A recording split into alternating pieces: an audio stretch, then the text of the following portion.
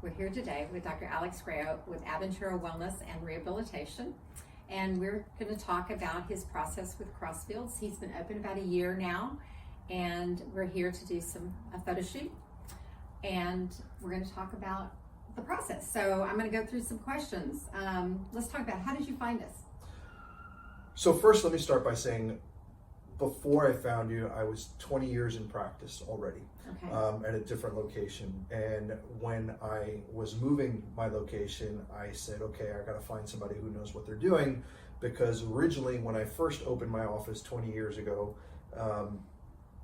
I had no idea who to hire, what to hire, and I just kind of piecemealed it together. Okay. And it was great at the time, but I quickly outgrew that space and needed a better quality design. So I know I started searching and asking my friends, and I'd seen ads in some of the chiropractic journals, and there was a couple different companies that it came down to, and I think I actually interviewed them both when it came down to both, and I just liked it. I had spoken to, I don't remember who it was. It was me. Okay, so it was you. I remember having that conversation. Yeah. And it just kind of resonated with me. And when things just feel right for me, I just go with it, and it did. When I had a different experience with the other company that I had reached out to, and it just wasn't personal, and I didn't like it. And I knew I was going to spend a lot of money, so I wanted to invest in somebody that I trusted in, and the trust was there from the beginning. So that's awesome. That's how it was. That's awesome. So that's how it happened. So what I remember, the story is that you basically have and we can almost see it in the background. Yeah. You were being moved out of your existing space. Yeah.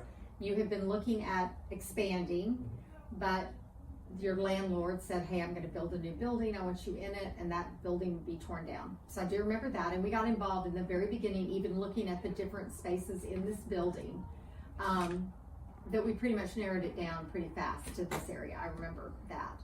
And I was involved with you and Kristen in the beginning, but Kristen actually did most of your space planning and all. So we went through that entire process all the way through working with the contractors. Yeah, yeah. I mean, it was hand holding from the beginning. Like, you guys helped me with everything, and I quickly realized that if you're not in construction, you have no idea what you're in store for. And unless you have like a professional that knows that there's a GC and there's an architect and there's a designer and there's this, and you have no clue, like, because you just never dealt with it. And because you didn't do that in your first office. No. Okay. I have hired a general architect who had no idea what he was doing with the design, with the layout. I kind of just told him what I wanted, and I kind of drew up what I thought was an idea. So I had no idea of capacity blockers and limitations and workflow and patient flow, because I was right out of school. Like, what was I going to do? I just knew I had to open up an office, so I did, and that's what I did. This was a thought out plan, not just with what I wanted and what I saw as a vision, but also what your designer Kristen, who was amazing, helped me with. Just from once I explained some of the stuff that we did, because we're very different. Like, I do a lot of different things. We specialize in scoliosis, so we have a lot of different machines in here. We do everything from scoliosis to personal injury work to general practice to, I have lasers, I have shock waves, I do oxygen therapy. We do a lot of things. So I needed to make sure the design was laid out properly to fill out all the equipment, but also be able to push volume through without having blockers in the way, meaning backups and flow and stuff. And that was really important to me. And I had sleepless nights in the beginning trying to figure out, where do I put this? And you guys helped me a lot with those designs. You know, it really helped a lot.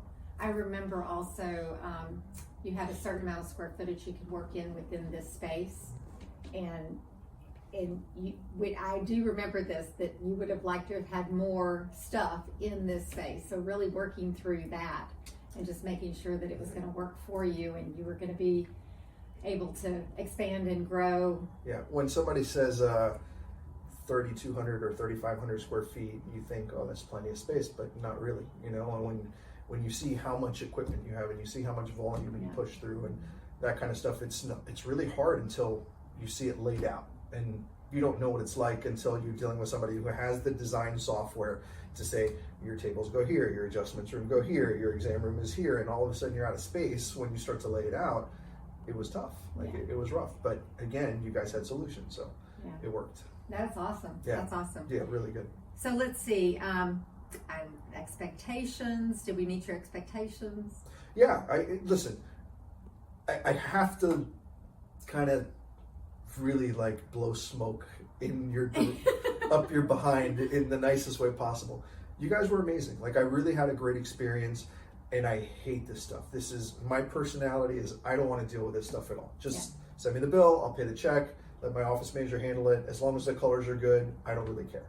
And I try to stay out of it, but the expectations were above and beyond. Like, Kristen, I think I even had her personal number, which it was really like, I felt terrible about it. I would text her and she would respond, you know, like she would apologize if, you know, there's a dog in the background, but she's taking a call where she shouldn't have been taking it. You know, like, you guys bent over backwards to make sure things happened, and it really, like, it meant a lot because it's an amazing project. Like, it was, you know, I was in one location 20 years. I hope this is my last location for another 20 years, you know, and that's really was my thought process in this whole thing. Exactly. So one of the things that we know is that we're very good at helping somebody who trusts us and let go and you did do that. I mean, you did. And I know we worked a lot with Lisa also. So between the two of you, it was very much, but all the little details did matter. Yeah, and a lot. Yeah, and as much as you didn't want to do with them, it kept you up at night. So Yes. I do remember going through that process. Yes, I don't like to micromanage, and this stuff needs to be like really thought out, and I don't have the capacity for that. Like, you have to have a special team to do that.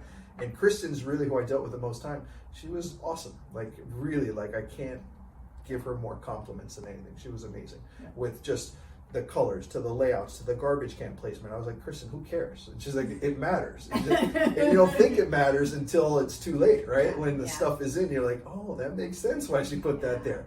I didn't think of that. Like, why lighting goes in one area versus another. Why it's hung a certain way. Like, it's not stuff that we think of. We just know we want it to look good, but we don't know what that process is. Right. So that's the kind of stuff that was just amazing that I didn't deal with, and you guys dealt with those details. Yeah, so we did all the way through.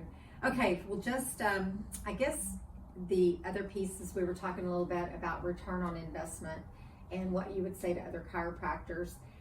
Twofold. One, you hired an expert to help you take through the process. So the goal was that you were able to do what you do best instead of spending your time and not losing money with that. But the other thing is that have you seen a change in your practice since you've moved into this little bit more, not just efficiency in your practice, because I know you had some inefficiency over there you were trying to get rid of, but also just in the caliber of patients or the caliber of even your staff or any of that. So one of the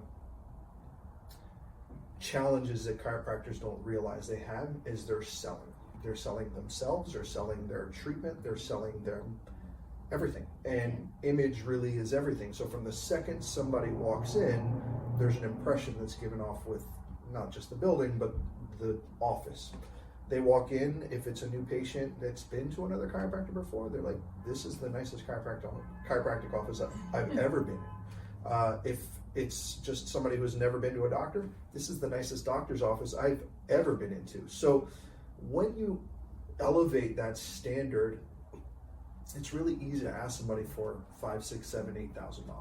Right. You know, as opposed to walking into a place that's things don't look good, things are tattered and not in place. You know, you want to demand certain fees, but you don't demand the respect that comes with it in every sense, in your techniques, in your ability to deliver, but also in the presentation. So it's part of the total package. So my case fees are really high, but I would say my ability to close somebody, and I don't mean to say it that way, but my ability to convert a patient into a treatment plan is much easier because they see what they're getting into. You know, it's a whole nother level of an experience, right? So when they come in, I say I like to give the Ritz-Carlton experience because I want it to be the best part of the day, and that is not just with our treatment, but also with their surroundings. Right. So that helped a lot. That helped a lot. Yeah.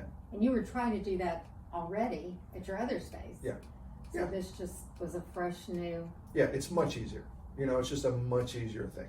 Yeah. So if you're converting, It's working patients. for you instead of against you. Yeah, so when I say return on the investment and we talk about that, it's so much easier to convert a higher cash patient because of the surroundings as well. You know, Yeah. because of they're in an environment where they're like, oh, you know, if you go to a spa that's really nice, you're going to shell out the money as opposed to going to a rinky-dink, you know, Right. massage parlor or something like I that. It's understand. just like that elevation of the difference is But you still have patients that come to you, because I remember this was really important. Yeah.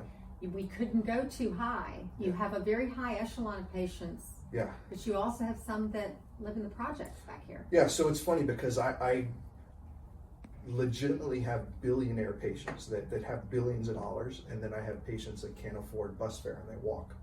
So the ability to have both of those come into my office and be comfortable was very difficult, and that just is because of the area that I live in. Yeah. And then we actually have people that fly in for treatment because of some of the specialties that we do. So it was really important that it was nice enough to cater to anybody that walks in, regardless of their, I guess, their background financially, you know. So everybody walks in, and whether you're destitute or whether you're a billionaire, they're comfortable, and Yeah. that's really like tough to do, Yeah. you know. So, but it worked. You guys It did. did. It So, did. yeah. It works, and it looks like state of the art. Yep. To walk through, we'll do some videos, do some our portfolio will show all your types of practice. So it's awesome. So just in closing, do you have any closing remarks or anything you'd like to share with another chiropractor?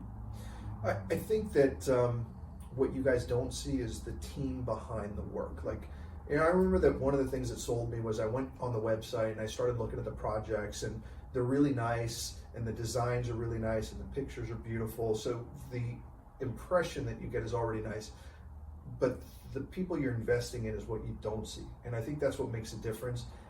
And there's no way really to get that across to somebody until you're actually in the project. So I would say that if you have anybody else that you're wasting your time interviewing, stop and then have the conversation here, because it's a different class of person that you're working with. You know, just very well experienced. Kristen, again, was unbelievable. You were great.